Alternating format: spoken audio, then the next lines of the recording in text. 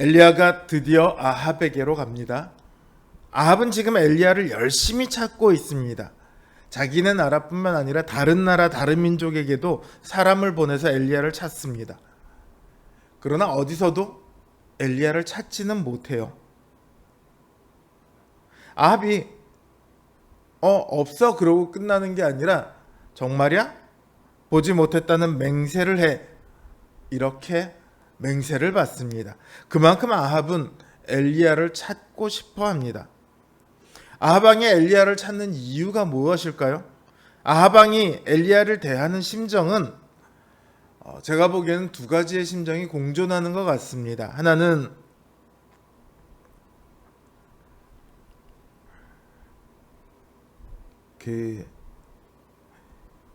분노를 갖고 있고요. 또 다른 한편으로는 두려움을 갖고 있는 것 같습니다.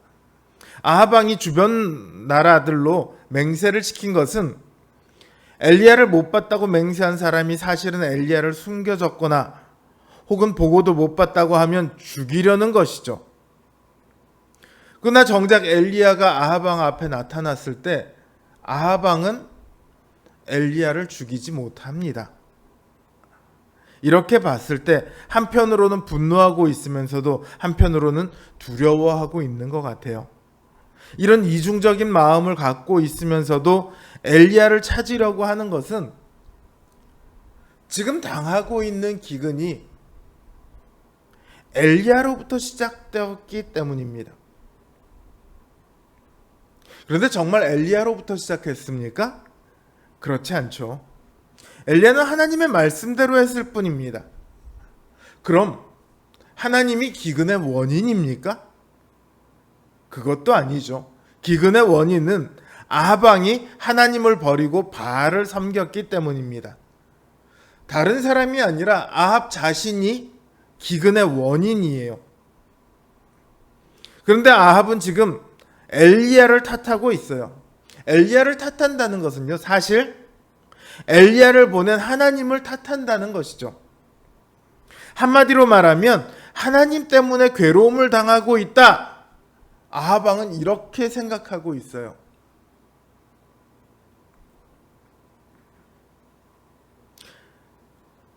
그러나 엘리야를 어디서도 찾지는 못하고 있죠. 그러니 엘리야를 찾지 못한 상태에서 아합 왕은 자신이 할 수 있는 일을 합니다. 왕궁 일을 맡고 있는 오바댜를 불러서 모든 물 근원과 냇물을 찾아보자고 해요.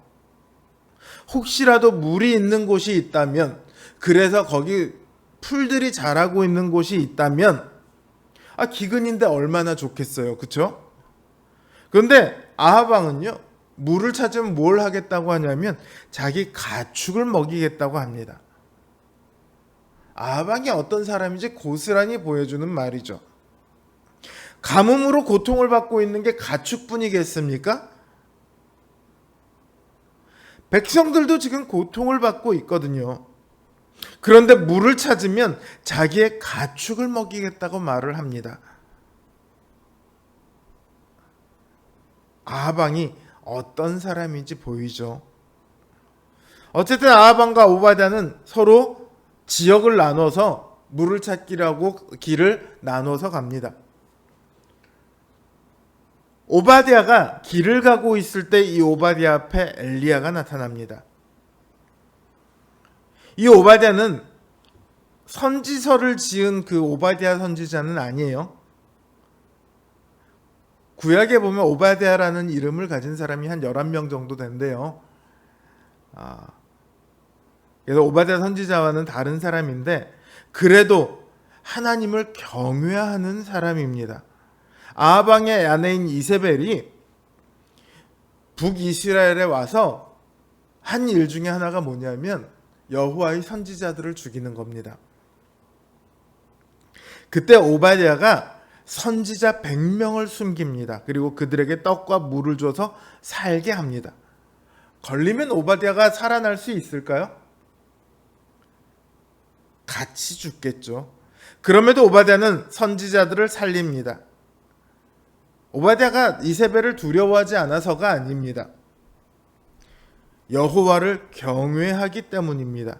이세벨이 주는 두려움보다 하나님에 대한 경외가 더 크기 때문입니다. 이런 오바댜에게 엘리야가 나타나서는 아합에게 가서 엘리야가 여기 있다고 말하라고 합니다. 근데 아합 왕의 성품상 만약에 오바댜가 아합에게 가서 저기 엘리야가 있어요 하고 딱 아합을 데리고 왔는데 엘리야가 없으면 어떻게 될 것 같아요? 당장 죽이겠죠. 그러니까 오바댜가 왜 나를 아합의 손에 죽이려고 하십니까? 이렇게 묻습니다. 그러자 엘리야가 말하죠. 내가 섬기는 만군의 여호와께서 살아계심을 두고 맹세하노니 내가 오늘 아합에게 보이리라. 이렇게 말합니다. 더 이상은 숨지 않겠다는 것이죠. 때가 되었다는 말이에요. 그런데요, 아합 왕이 지금까지 왕궁 일을 맡아왔던, 그래서 신뢰하고 있는 오바댜도 죽일 수 있는 사람이라면 엘리야는 못 죽일까요? 아까 제가 아합이 한편으로는 분노하면서도 한편으로 두려움을 갖고 있는 것 같다라고 말한 것은요, 나중에 결과를 보고 제가 드리는 말씀이죠. 적어도 이 시점, 엘리야가 말하고 있는 시점에서 아합이 엘리야를 살려둘 거다, 이런 예상은 하기 힘들 거예요.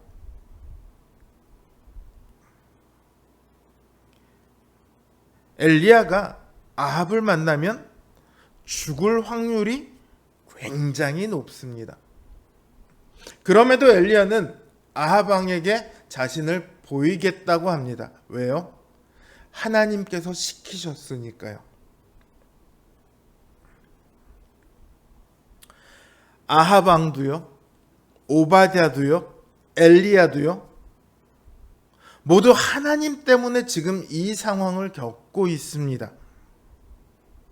아니, 그렇게 생각을 하고 있죠. 아합 왕은 하나님 때문에 기근이라는 고통을 겪고 있다고 생각합니다. 오바댜는요, 하나님 때문에 죽음을 무릅쓰고 선지자들을 살립니다. 엘리야는 하나님 때문에 자신을 죽일지도 모르는 아합을 만나러 갑니다. 이들은 똑같이 하나님 때문에라는 이유를 갖고 있지만 그 결과는 전혀 다릅니다. 어디서 이런 차이가 납니까? 무엇이 그를 살게 하는가? 바로 여기서 차이가 납니다. 아합 왕은요, 자신이 살아가는 것이 자신의 군사력, 부유함, 정치력, 외교력, 이런 것 때문이라고 생각합니다.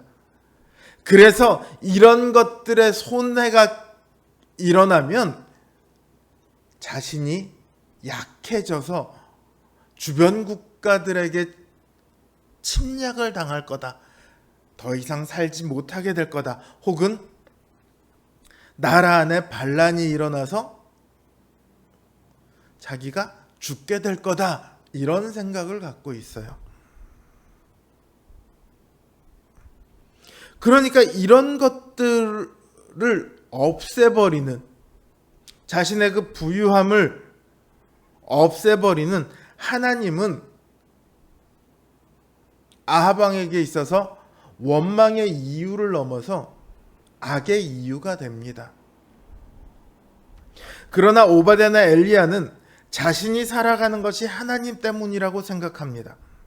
그래서 하나님을 거역하는 모든 것들을 악이라고 생각을 하죠. 오늘날 많은 사람들은요, 하나님을 믿으면서도 자신이 가진 것들을 놓지 못합니다. 그것들 때문에 자신이 살아가고 있다고 생각하기 때문입니다.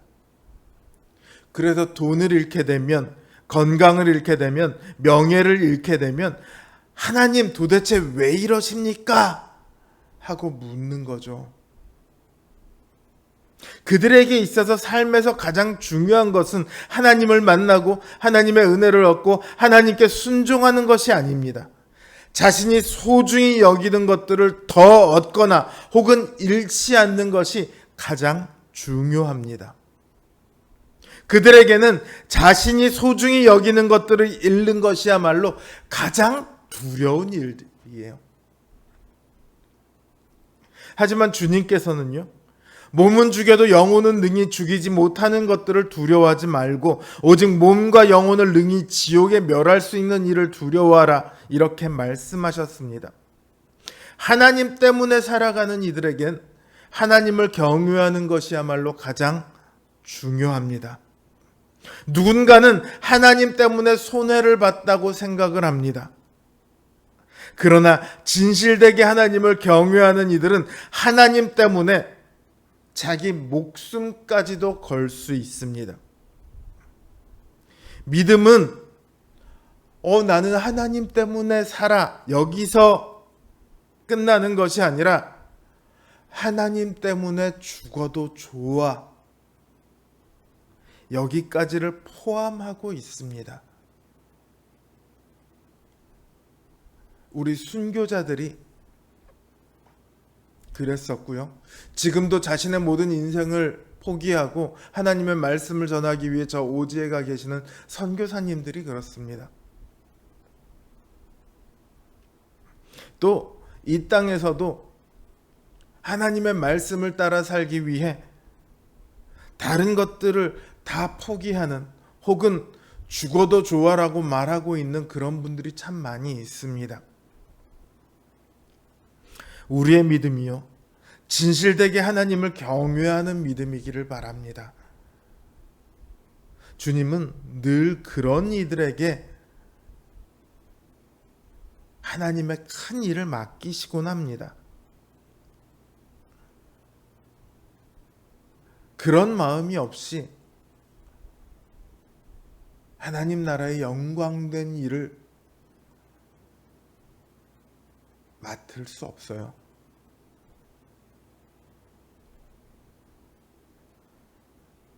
바라기는 우리 성도님 한 분 한 분이 하나님의 영광된 일들을 이 땅에 행하고 드러내고 이 땅에 증거해가는 그런 삶을 살아가시길 바랍니다.